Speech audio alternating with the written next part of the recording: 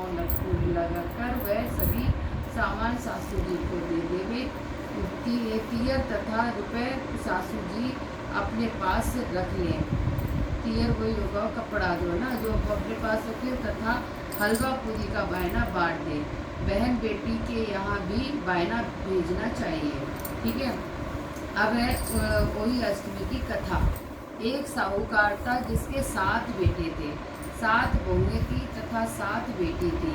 दीपावली से पहले कार्तिक वती अष्टमी को सातों बहुएं अपनी इकलौती ननद के साथ जंगल में खदान में मिट्टी खोद रही थी।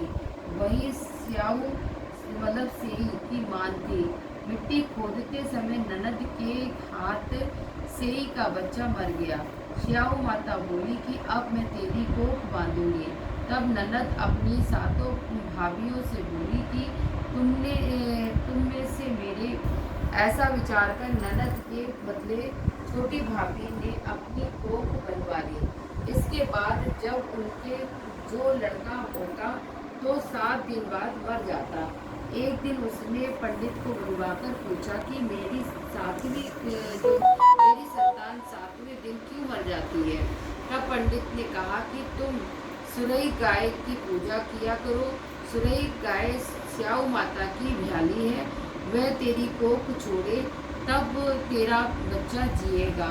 जिसके बाद वह बहू प्रातः काल उठकर चुपचाप सुरई गाय के नीचे सफाई आदि कर जाती।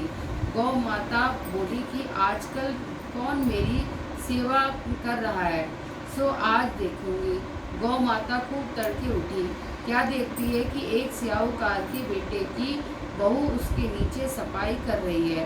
गौ माता उससे बोली क्या मांगती है। तब स्याहूकार की बहू बोली कि स्याहू माता तुम्हारी भ्याली उसने मेरी कोख बांध रखी है, सो मेरी कोख खुलवा दो। गौ माता ने कहा अच्छा। तब गौ माता समुद्र पार अपनी भ्याली के पास उनको लेकर चली। रास्ते में कड़ी धूप थी, सो वे दोनों एक पेड़ के नीचे बैठ गए।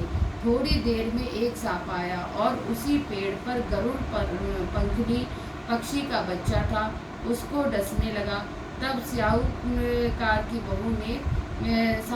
बहू ने सांप मारकर डाल के नीचे दबा दिया और बच्चों को बचा लिया।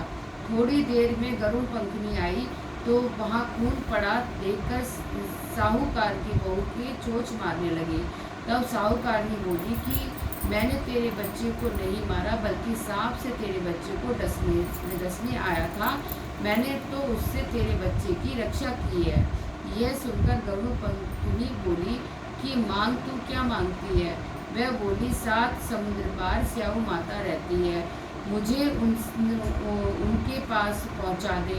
तब गरुड़ पंखनी ने दोनों को अपनी पीठ पर बिठाकर स्याऊ माता के पास पहुंचा दिया। स्याऊ माता उन्हें देखकर बोली कि आ बहन बहुत दिनों में आई। फिर कहने लगी कि बहन सिर में जू पड़ गई है। तब सुरई के कहने पर बहू ने सिलाई से उसकी जुएं निकाल दी। इस पर स्याऊ माता प्रसन्न हो बोली तूने मेरे सिर में बहुत सिलाई घेरी है, इसलिए तेरे 7 बेटे और बहू होगी। वह बोली मेरे तो एक भी बेटा नहीं है, 7 बेटे कहाँ से होंगे। स्याऊ माता बोली क्यों क्या बात है। तब वह बोली वचन दे तो बताऊं। स्याऊ माता बोली वचन दिया। वचन से फिरूं तो धोबी के कुंट पर कंकरी होए। तब साहूकार की बहू बोली मेरी कोख तो